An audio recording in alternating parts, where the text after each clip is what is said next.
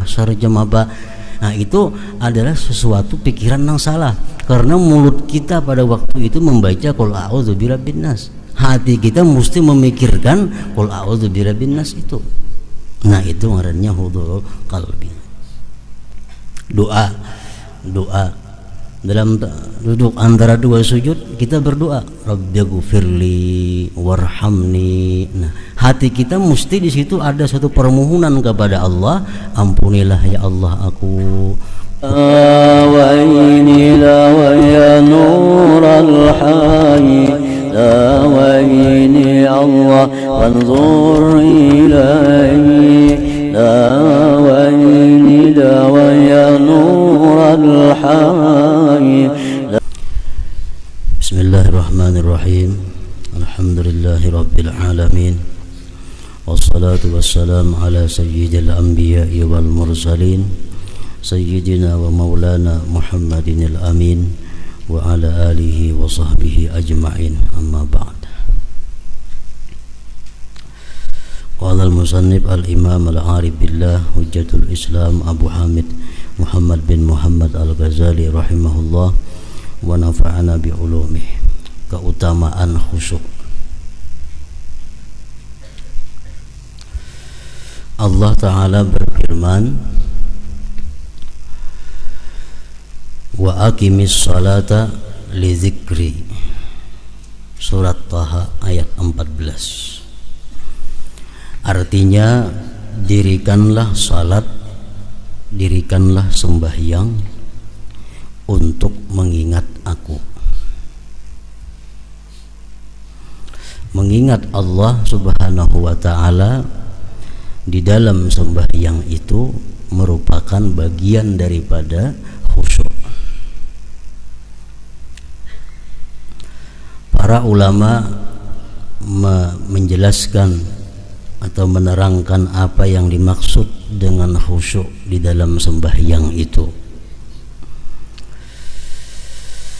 Mereka berkata, khusyuk itu adalah sukunul jawarih ma'ahuduril qalbi. Sukunul jawarih ma'ahuduril qalbi artinya tentram, tenang anggota-anggota tubuh beserta hadirnya hati. Nah itu disebut khusyuk.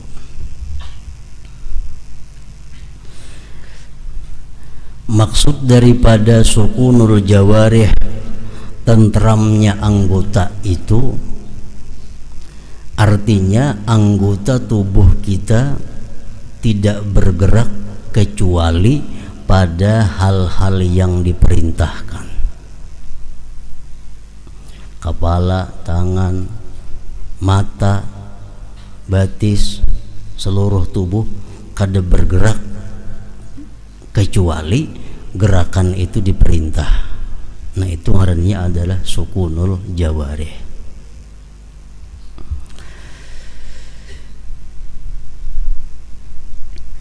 Ma'ahuduril qalbi, beserta hadirnya hati. Artinya hati hadir itu an la yatafakkara illa fi ma'na ma yaquluhu min qiraatin au zikrin au du'a. Dia tidak berpikir di dalam sembahyangnya itu kecuali pada makna yang ia katakan, kecuali pada makna yang ia sebut, daripada membaca Al-Quran atau zikir atau doa. Nah itu disebut hudurul qalbi.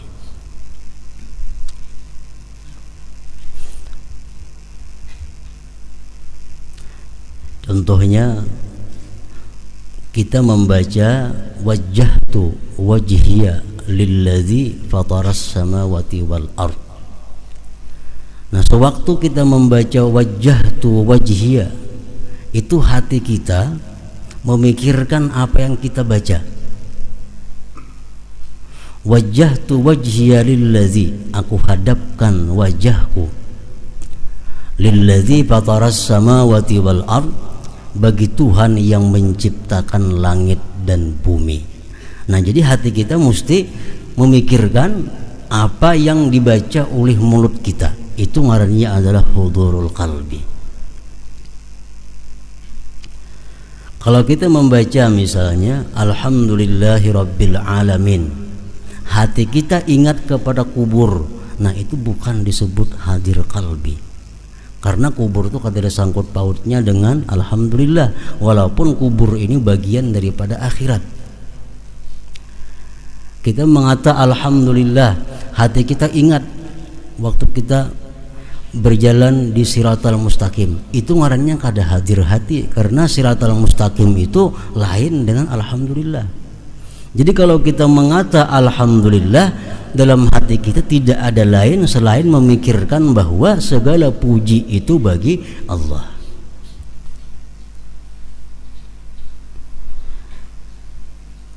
Zikir. Waktu rukuk kita membaca subhana rabbiyal azim wa bihamdi. Itu yang kita pikirkan dalam hati kita adalah maha suci Tuhanku yang maha agung dan segala puji untuknya. Jadi waktu ruku kada ada lain di hati selain daripada memikirkan subhana rabbiyal azim wa bihamdi. Subhana rabbiyal azim wa bihamdi. Nah, itu disebut ngarannya adalah hudurul qalbi, hudur hadir hati. Nah, syaitan bisa di situ masuk kepada kita dibawanya memikirkan hal-hal yang bersifat akhirat, sehingga kita menganggap bahwa itu adalah khusyuk, padahal salah. Kita membaca qul a'udzu birabbin nas, malikin nas, ilahin nas. Syaitan mengkritikkan di hati kita supaya kita ingat waktu kita ditanya munkar nakir kayak apa, waktu kita kena di padang mahsyar jam apa. Nah, itu adalah sesuatu pikiran yang salah, karena mulut kita pada waktu itu membaca qul a'udzu birabbin nas. Hati kita mesti memikirkan qul a'udzu birabbin nas itu. Nah, itu ngarannya hudurul qalbi. Doa dalam duduk antara dua sujud kita berdoa rabbighfirli warhamni. Nah, hati kita mesti di situ ada satu permohonan kepada Allah, ampunilah ya Allah aku, warhamni kasihilah aku. Nah, gitu. Hudurul qalbi, hadir hati ngarannya. Nah, jadi hadir hati itu maksudnya adalah bahwa dia tidak berpikir kecuali pada makna yang ia ucapkan, baik itu qiraatul Quran atau zikir atau doa. Karena sembahyang itu pada sumber daripada tiga itu, zikir, qiraatul Quran, dan doa. Waktu kita mengatakan assalamu alayka ayyuhan nabiyyu wa rahmatullahi wa barakatuh, nah, anggaplah di situ kita berada di depan makamnya Rasulullah. Nang mana suah ke makam Rasulullah, kau membayangkan kayak apa di makam Rasulullah. Nang kada pernah melihat gambarnya, biasa di situ makam Rasulullah. Jadi sewaktu kita mengata assalamu alayka ayyuhan nabiyyu wa rahmatullahi wa barakatuh, itu Rasulullah hadir di hadapan kita. Kalau kita kalau menghadirkan sidin, kita yang hadir di makam sidin. Assalamu alayka ayyuhan nabiyyu wa rahmatullah. Nah, itu ngarannya hadir hati.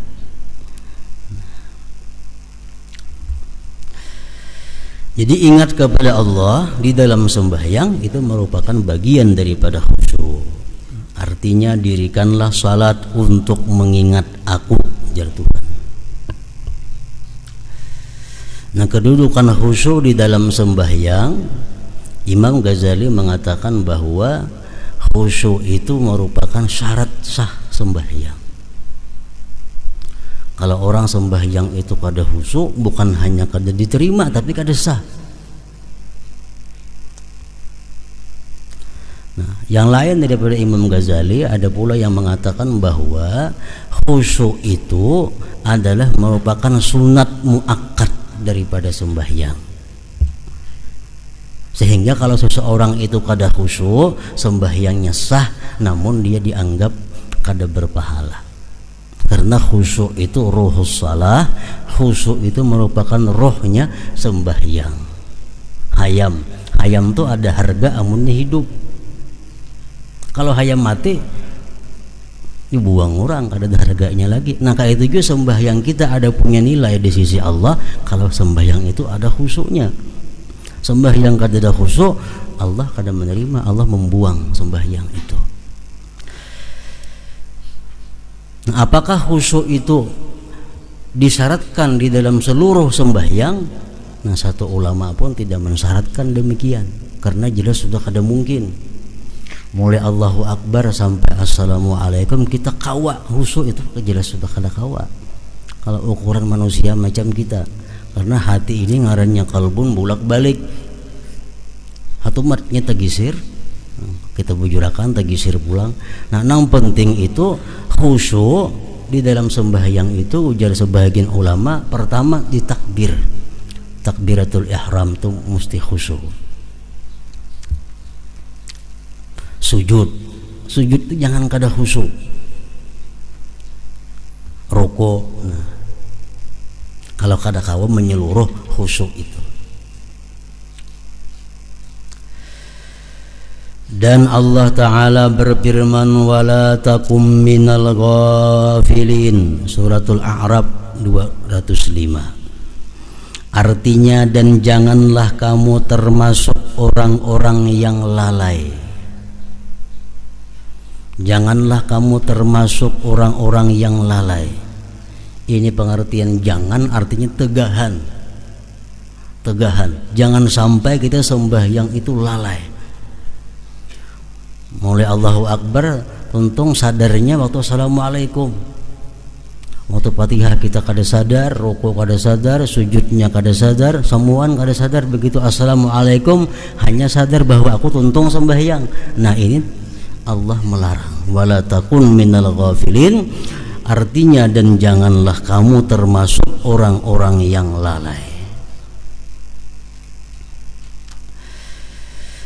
Dan Allah Azza wa Jalla berfirman, la taqrabus salata wa antum sukara hatta ta'lamu ma taqulun, surat An-Nisa 43.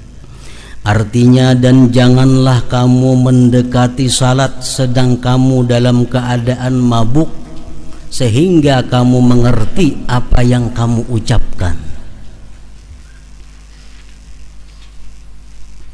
Ini ayat sebenarnya diturunkan kepada orang-orang yang minum arak.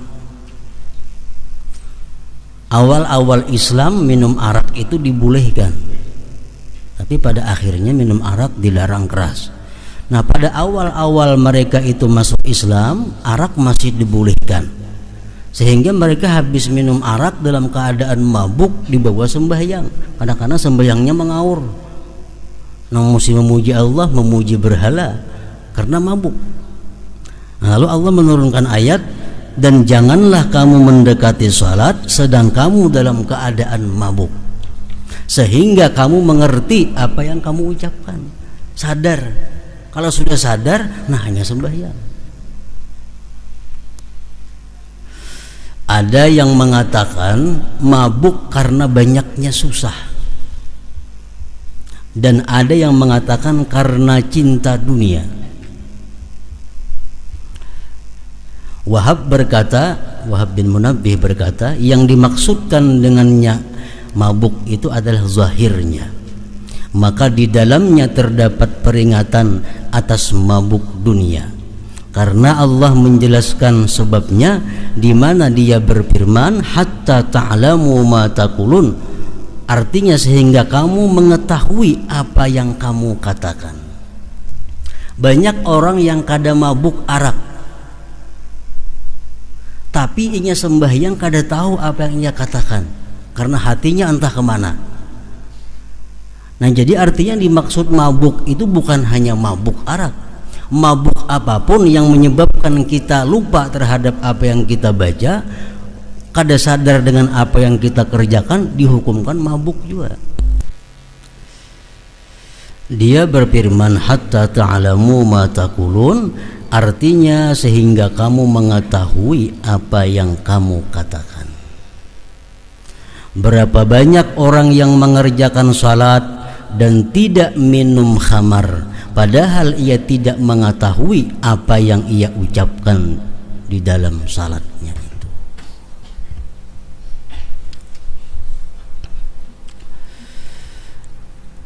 Nah, kenapa sebabnya kita itu di dalam sembahyang kadangkala menghadirkan hati?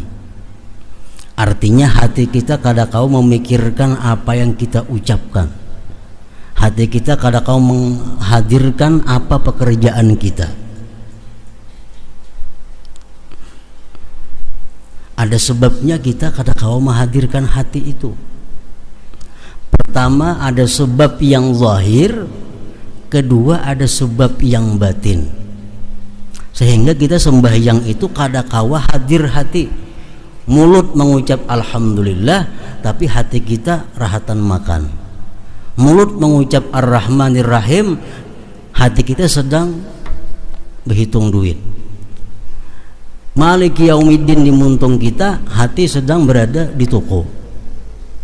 Nah, ini menunjukkan bahwa hati kita kada hadir, kada memikirkan apa yang dibaca. Kenapa sebabnya? Ada dua macam sebab. Ada sebab yang zahir, ada sebab yang batin. Sebab yang zahir, sebab yang zahir itu lebih mudah mengobatinya daripada sebab yang batin. Makanya ada hadis Rasulullah mengatakan, artinya kalau sudah dihidangkan makanan dan kamu ingin makan, dahulukan makan daripada salat itu. Nah, ini yang zahir. Karena kalau kita kepingin makan, makanannya ada, kita bawa sembahyang terlebih dahulu, jelas sudah mengganggu hati kita. Hati kita terbayang kepada makanan itu. Nah, ini sebab yang zahir. Nah, kalau demikian halnya, dahulukan makan. Makanya makruh sembahyang dalam keadaan ma'arid qadha hajat. Makruh sembahyang dalam keadaan ma'ariti bakamih contohnya.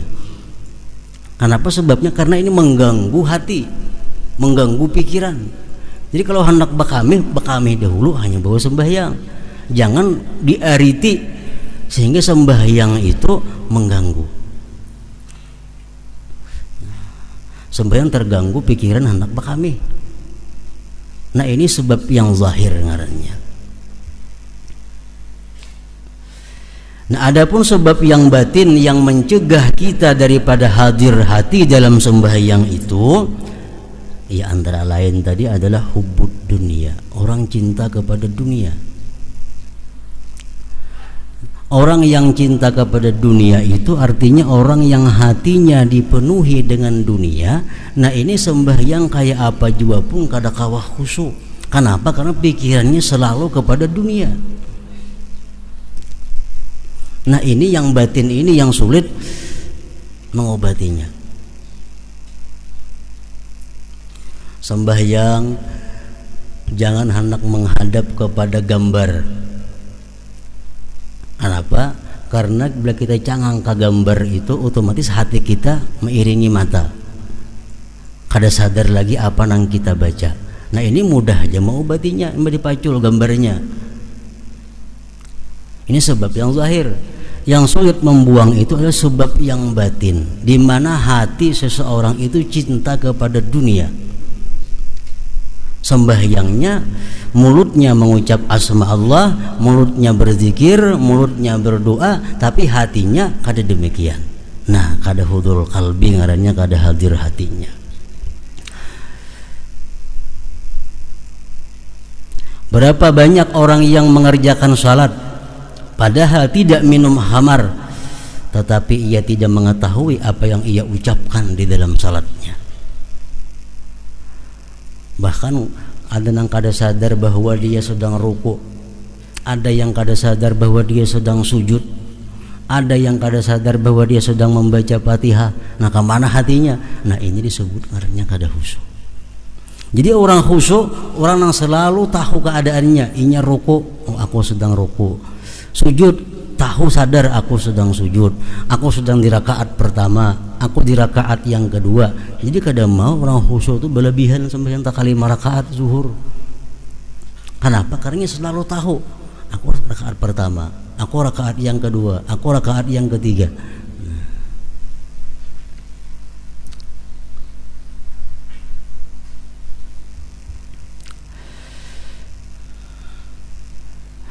Nabi sallallahu alaihi wasallam bersabda, "Man shalla rak'ataini lam yuhaddits nafsahu bihima bi syai'in minad dunya, ghufira lahu ma taqaddama min dzambih."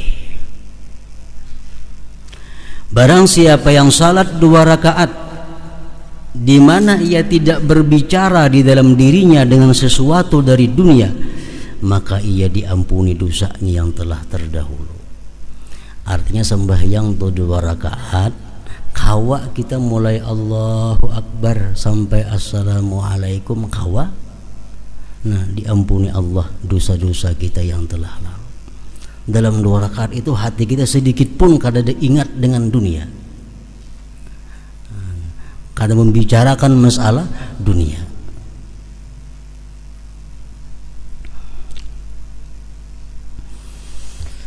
Imam Ghazali mengatakan sembahyang di awal waktu tapi kada khusyuk, sembahyang di akhir waktu tapi khusyuk, afdal di akhir waktu, afdal di akhir waktu. Karena khusyuk ini adalah fadilat sembahyang yang berkaitan dengan zatnya sembahyang. Sedangkan awal akhir itu berkaitan dengan waktu di luar daripada zatnya sembahyang. Mun aku sembahyang waktu ini aku masih kada karuan, masih harus nak membayari ini, anak itu, anak ini. Tapi kalau aku sembahyang di akhir waktu, urusanku sudah selesai, sembahyangku bisa tenang.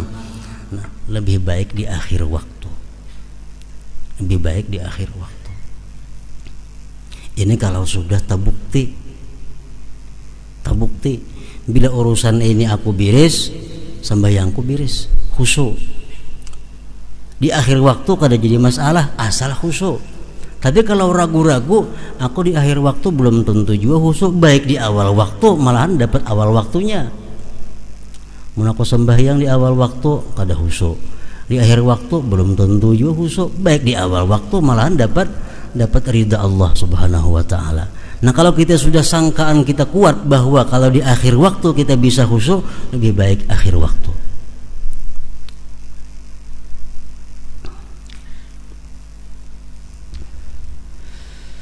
Dan Nabi sallallahu alaihi wasallam bersabda, "Innamas salatu tamaskunun wa tawadu'un wa tadarru'un wa ta'awuhun wa tanadumun wa tad'u yadayka fataqulu Allahumma Allahumma faman lam yaf'al fahiya khidajun." Artinya salat itu hanyalah ketenangan. Salat itu ketenangan. Salat itu kada kawa terburu-buru, tegasa-gasa kada kawa sembahyang. Sembahyang itu adalah ketenangan. Yang kedua, sembahyang itu merendahkan diri. Setiap kali kita mengucap Allahu Akbar, Allahu Akbar, Allah Maha Besar, Allah Maha Besar, nah, itu mengembalikan kepada diri kita bahwa kita adalah orang yang rendah, kita adalah orang yang hina, kita orang yang kecil. Nah, sembahyang itu ada tawadhu'nya, mendekatkan diri kepada Allah, meratap, menyesal, dan kamu letakkan kedua tanganmu lalu kamu ucapkan ya Allah, ya Allah. Barang siapa yang tidak melakukan hal itu, maka salat itu kurang. Sembahyangnya kada tenang, sembahyangnya itu kada ada tawadhu'nya, sembahyang itu kada ada rasa mendekatkan diri kepada Allah, sembahyang itu kada ada ratapannya, sembahyang itu kada ada penyesalannya. Nah, sembahyang itu dianggap khidaj, kurang.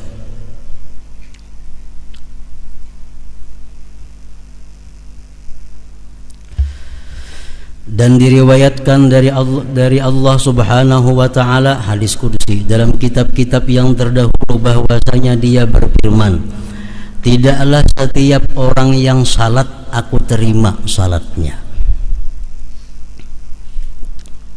Tidak setiap orang yang sembahyang aku terima sembahyangnya.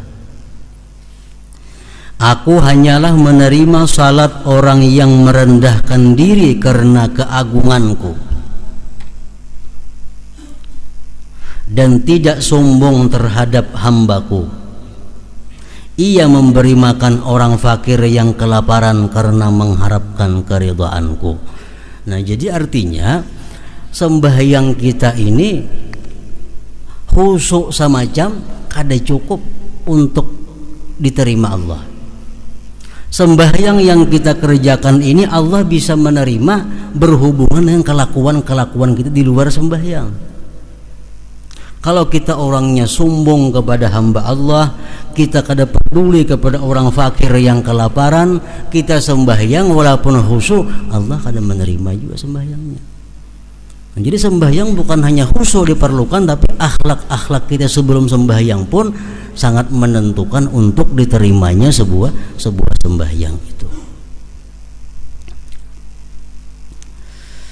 Dan Nabi sallallahu alaihi wasallam bersabda, innama furidatis salatu wa umira bil haji wat tawab wa ushiratil manasiku li iqamati zikrillahi ta'ala. Artinya dipardukan salat, diperintahkan haji dan tawab, dan disyiarkan ibadah-ibadah itu hanyalah untuk menegakkan ingat kepada Allah Ta'ala. Jadi semua ibadah itu intinya adalah ingat kepada Allah.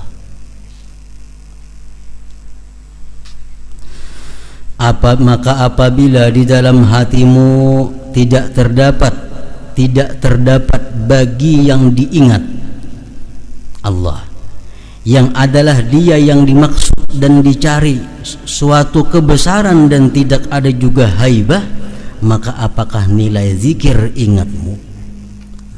Ada nilainya. Artinya kita mulut mengucapkan Allah, tapi dalam hati kita kadang merasakan kebesaran keagungan Allah. Nah, zikir itu tidak ada nilainya.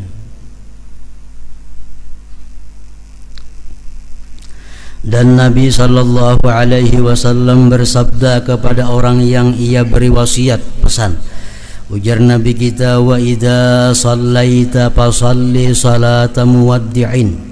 Artinya apabila kamu salat, maka salatlah dengan salat orang yang mau berpamitan, meninggalkan, yakni meninggalkan dirinya, meninggalkan hawa nafsunya, dan meninggalkan umurnya, berjalan menuju tuannya. Sembahyanglah kamu sebagaimana sembahyangnya orang yang mengucapkan selamat tinggal. Artinya apa? Kita sembahyang zuhur, kita berkeyakinan, kita berprinsip bahwa zuhur ini akhir sembahyangku, asar belum tahu. Nah, ini salah satu cara untuk membuahkan khusyuk di dalam sembahyang. Aku sembahyang asar. Sembahyang asar ini adalah sembahyang yang terakhir dalam umurku. Sembahyang maghrib belum tahu sampai ke sana umur. Nah, kalau sembahyang asarnya pasti sangat hati-hati, pasti sangat perhatian, karena ia menganggap ini asar sembahyangku yang terakhir dalam hidupku. Maghrib belum tentu, isya apalagi. Nah, itu pesan Nabi kepada seseorang, shalli wa idza shallaita fa shalli salata muwaddi'in. Ya ayyuhal insanu innaka kadihun ila rabbika kadham famulaqih. Suratul Insyikak ayat 6. Artinya, wahai manusia, sesungguhnya kamu telah bekerja dengan sungguh-sungguh menuju Tuhanmu, maka pasti kamu akan menemuinya.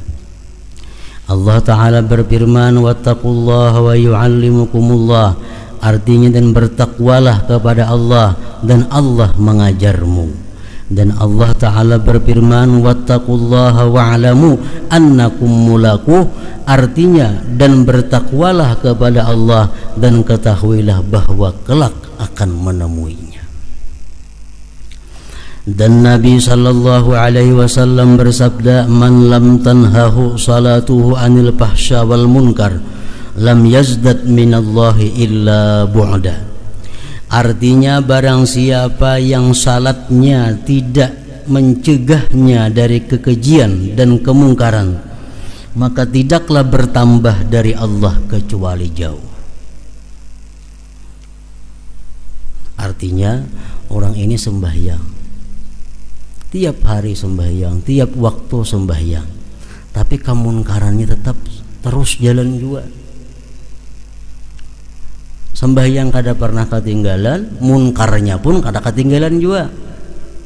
Nah, orang ini sebenarnya makin hari makin jauh dengan Allah Subhanahu wa Ta'ala, bukan makin dekat. Kenapa? Sebabnya itu menunjukkan bahwa sembahyang yang dilakukannya itu kada diterima oleh Allah Subhanahu wa Ta'ala. Sebab sembahyang yang diterima Allah pasti mencegah diri daripada berbuat munkar. Orang yang sembahyang itu diterima Allah, mantah hati berbuat yang haram. Orang yang sembahyangnya diterima Allah, tertutup mulutnya untuk berkata-kata yang haram.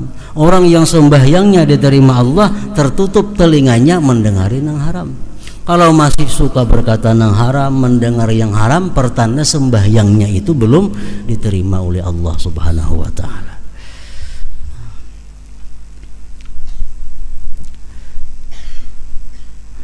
Salat itu adalah munajat, maka bagaimana salat itu dengan lalai? Nah, jadi khusyuk sembahyang ini walaupun menurut sebahagian ulama merupakan hanya sunat muakkad, artinya kalau orang kada khusyuk sembahyangnya sah saja, cuma sembahyang itu kada bernilai pahala di sisi Allah Subhanahu wa Ta'ala dan kadang meninggikan derajat kita di sisi Allah Subhanahu wa Ta'ala.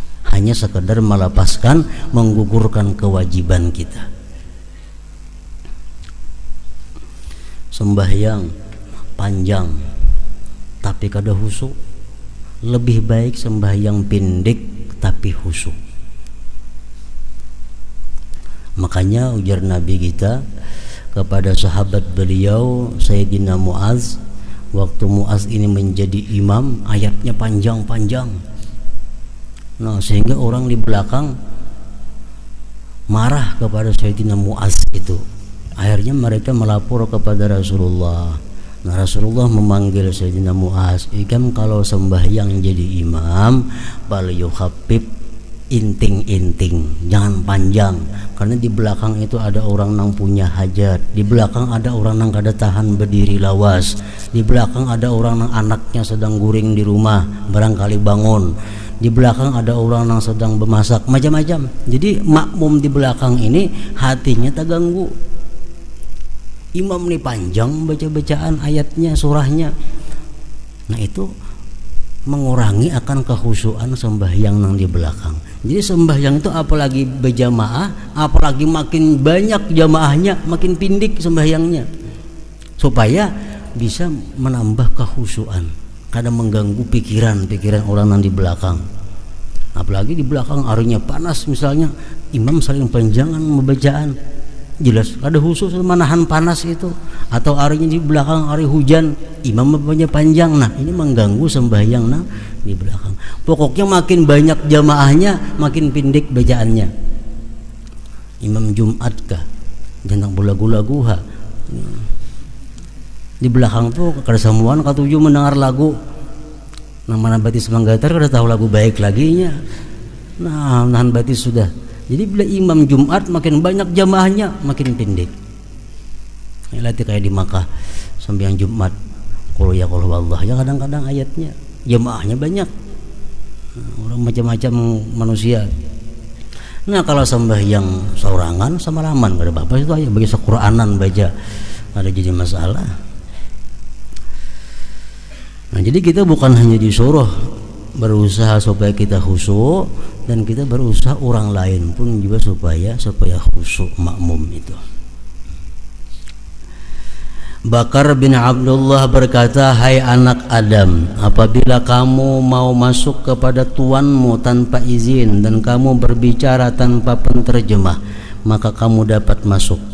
Lalu ditanyakan bagaimanakah hal itu? Ia menjawab, kamu sempurnakan wudukmu dan kamu masuk ke mihrabmu, maka ketika itu kamu telah masuk kepada tuanmu tanpa izin dan kamu berbicara kepadanya tanpa penterjemah. Artinya sembahyang itu adalah menemui Allah. Kita sembahyang itu kita menemui Allah. Nah, kita bermunajat kepada Allah, berdialog kepada Allah, minta sesuatu kepada Allah dalam sembahyang itu. Dari Aisyah radhiyallahu anha berkata, adalah Rasulullah sallallahu alaihi wasallam berbicara kepada kami dan kami berbicara kepadanya. Apabila datang salat, maka seolah-olah beliau tidak mengenal kami dan kami tidak mengenalnya, karena sibuk dengan keagungan Allah azza wa jalla. Artinya Nabi itu dikisahkan kalau Sidin hendak sembahyang, seolah-olah Sidin itu kada patuh lagi lawan kami, seolah-olah kami kada patuh lagi lawan Sidin. Kenapa? Kita waktu hendak sembahyang itu Sidin terbayang keagungan Allah, sehingga yang lain ini kada tahiraukan lagi, kada tahirani lagi.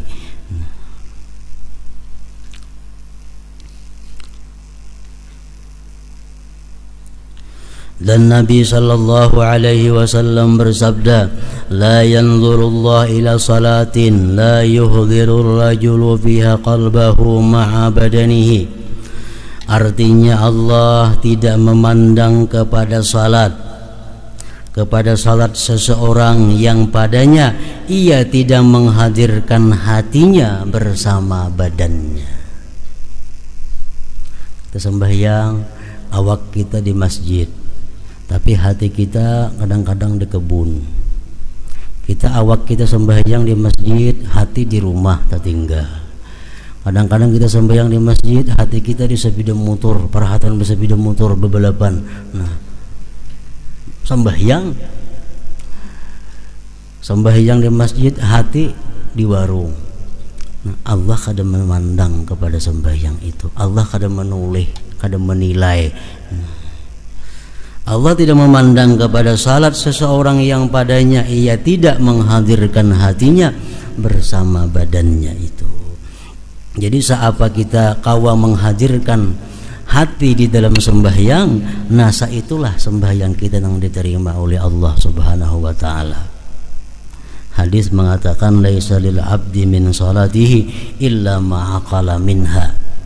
Tidak ada bagi seorang hamba dari sembahyangnya itu melainkan yang ia sadar daripada sembahyangnya itu. Jadi sembahyang kita ini di sisi Allah kadang-kadang sempurna. Kadang-kadang hanya rukuknya dinilai Allah karena waktu rukuk kita ingat. Kadang-kadang hanya sujudnya di sisi Allah karena waktu sujud kita ingat kepada Allah. Yang lainnya kada dinilai. Pokoknya Allah hanya menilai sembahyang itu yang kita ingat kepadanya.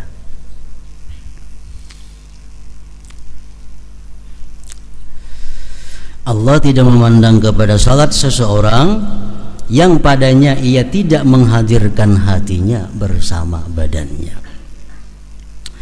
Ibrahim al-Khalil alaihi salam apabila berdiri untuk salat, maka terdengar detak jantungnya pada 2 mil karena takut keagungan Allah.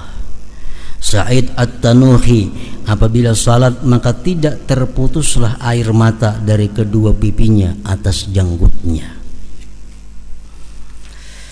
Dan Rasulullah sallallahu alaihi wasallam melihat seseorang bermain-main dengan janggutnya di dalam salat, lalu beliau berkata, "Lau khasha'a qalbu hadza la khasha'at jawarihuhu." Artinya seandainya hati orang yang ini khusyuk, niscaya anggota-anggota badannya itu khusyuk juga.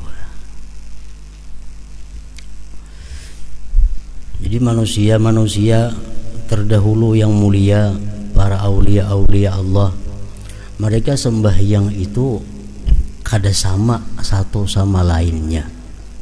Ada yang sembahyang itu senang, gembira, hatinya nyaman menghadap Allah. Ada juga yang sembahyang itu tertangis, kayak tadi kan ada tangis membasahi janggutnya. Nah ini kenapa berbeda? Sembahyangnya sama, Tuhannya yang disembah sama. Nah berbeda demikian karena berbeda makam kedudukannya. Yang pertama, kedudukan yang disebut u'budillah ka'annaka tarah. Beribadahlah engkau kepada Allah seolah-olah engkau itu melihat Allah. Nah, orang melihat Allah, orang yang paling lezat. Orang yang melihat Allah, orang yang paling merasakan kenikmatan yang luar biasa. Dalam surga orang nang rahatan makan, orang nang rahatan bersenda gurau lawan bininya, orang rahatan bermain-main. Tapi kalau ada pengumuman bahwa Allah bertajalli, semua meninggalkan menuju kepada zat Allah, memandang kepada zat Allah. Karena memandang zat Allah merupakan puncak segala kelezatan dan kenikmatan. Nah jadi sembahyanglah kamu seolah-olah kamu melihat Allah. Nyaman artinya. Nah ini sembahyangnya hatinya gembira, sembahyangnya bersemangat, sembahyangnya nyaman, karena dia seolah-olah melihat Allah.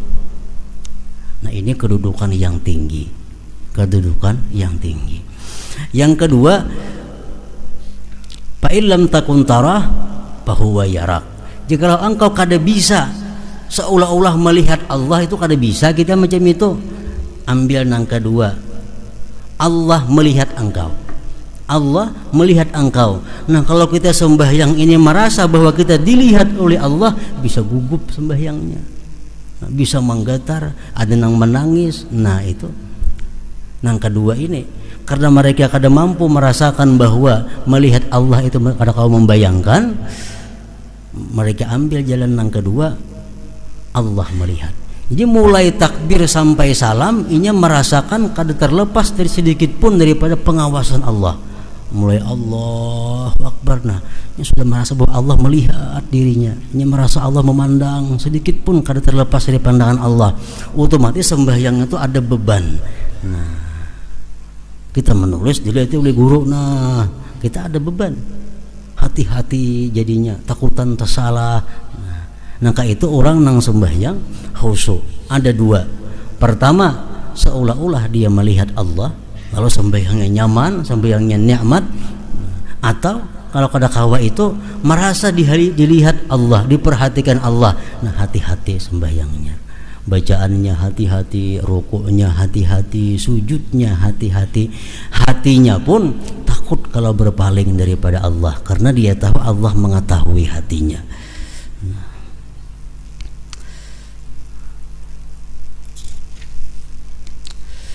Diriwayatkan bahwasanya Hasan Al-Basri melihat kepada seseorang yang bermain-main dengan kerikil.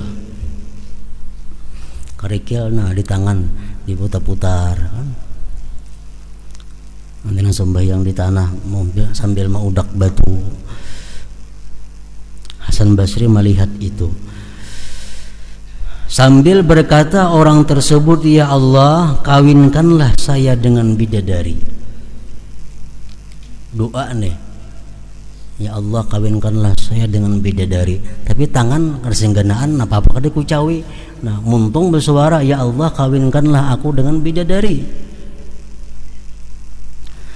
Melihat itu lalu beliau Hasan Basri berkata, seburuk-buruk peminang adalah kamu, seburuk-buruk pelamar bidadari adalah kamu.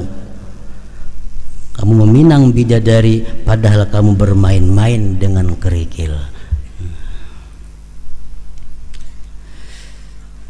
Dikatakan kepada Khalaf bin Ayyub, tidakkah lalat itu menyakitkan kamu di dalam salat, lalu kamu tolak? Ia menjawab, saya tidak membiasakan diriku terhadap sesuatu yang merusak salatku. Ditanyakan, bagaimanakah kamu sabar terhadap hal itu? Ini khalapnya sembahyang. Banyak lalat behinggapan di awak sidin. Kada sidin kibah-kibah lalat nih tuh. Kenapa jurang tahannya biar lalat nih tuh kada mengibah-ngibah. Ia menjawab, telah sampai kepadaku bahwasanya orang-orang fasik itu sabar terhadap cambuk-cambuk sultan agar dikatakan pulan itu sabar. Dan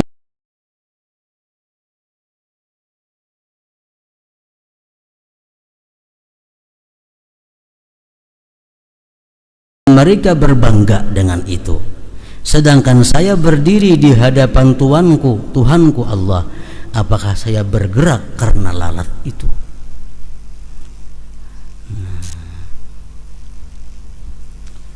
Nyamuk ada di mana Aba Anda?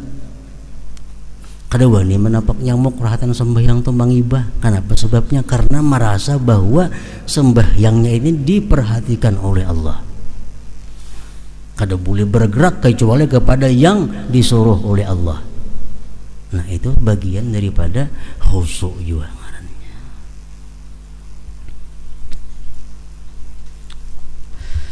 Dan diriwayatkan dari Muslim bin Yasar bahwasanya apabila ia mau salat, ia berkata kepada keluarganya, berbicaralah kalian, sesungguhnya saya tidak mendengar akan kalian. Sidin tu amun kada sembahyang, Muslim bin Yasar nih, kalau sidin tuh kada sembahyang, anak sidin ribut, sidin sarik. Tapi kalau sidin sembahyang, anak sidin ribut, sidin kada apa-apa lagi. Entah paling lawan kita kalau.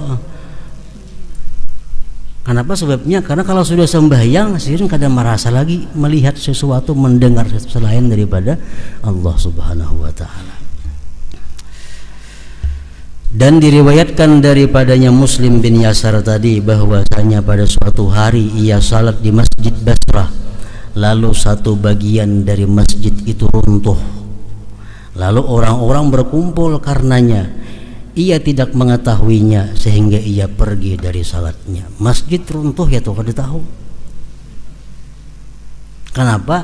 Karena saking mengagungkan, mentakzimkan Allah Subhanahu wa taala. Nah, itu merupakan bagian juga daripada kehusuan seseorang.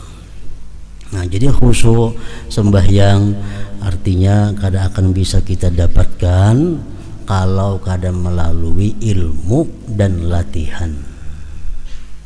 Kayaknya di pertengahan kitab ini secara luas rinci Imam Ghazali mengajari kayak apa cara-caranya supaya khusyuk itu. Nah, jadi mesti ada ilmu kayak apa caranya supaya khusyuk dan ada latihannya. Ilmunya ada, mau kada dilatih kada kawa juga khusyuk itu. Nah, jadi ilmu, pelajari ilmunya, mulai ilmu sembahyang, makna-makna zikir, ketahui makna zikir Rabbighfirli, tahu maknanya Rabbighfirli warhamni. Nah, pelajari itu maknanya apa. At-tahiyatul mubarakatus salawatut thayyibatu lillah itu maknanya apa, dipelajari. Nah, sudah dipelajari makna-maknanya semuaan, hanya dilatih kayaknya caranya. Dengan demikian kita bisa mendapatkan khusyuk ini. Ila hadratin Nabi sallallahu alaihi wasallam. Al-Fatihah. Bismillahirrahmanirrahim.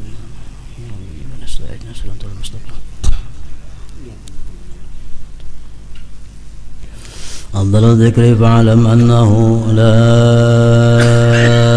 إله إلا الله محمد رسول الله لا إله إلا الله محمد رسول الله لا إله إلا الله محمد رسول الله لا إله إلا الله لا إله إلا الله لا إله إلا الله لا إله إلا الله لا إله إلا الله الله الله الله الله